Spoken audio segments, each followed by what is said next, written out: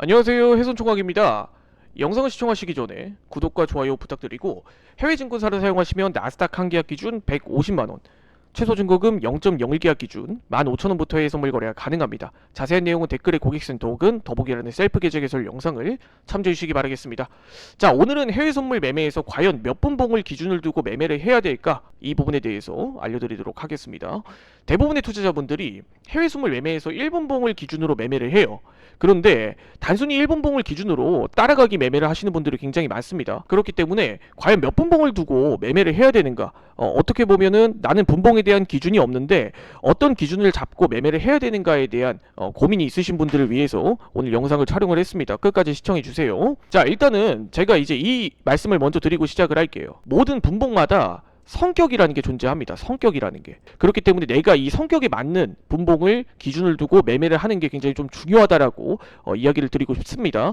자, 그런데 몇 분봉을 그래서 봐야 되는가? 이 부분에 대해서 도저히 감이 안 오시는 분들이 있기 때문에 제가 분봉에 대한 개념 자체를 정리를 해드릴게요.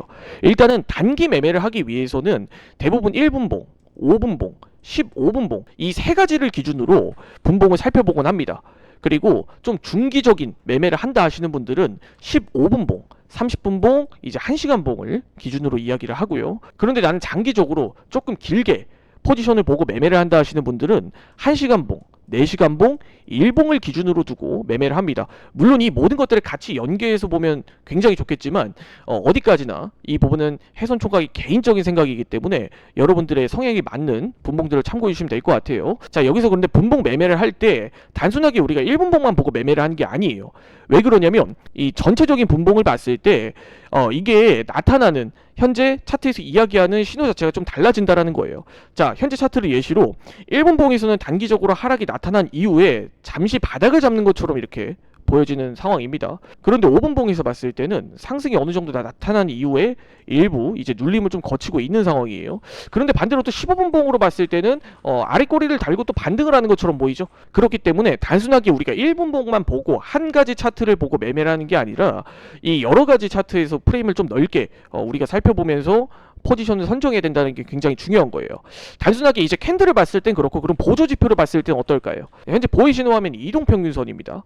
자, 여기서 이 이동평균선의 이제 흐름을 봤을 때는 지금 1분봉상에서는 장기 분봉들을 단기 분봉들이 이탈을 하면서 하락 추세로 좀 돌아서는 모습이에요. 자, 그런데 5분봉에서 봤을 때는 여전히 상승 추세가 열려 있습니다. 15분봉에서는 오히려 정배열로 지금 자리가 오히려 매수 타점으로 볼 수도 있는 자리고요.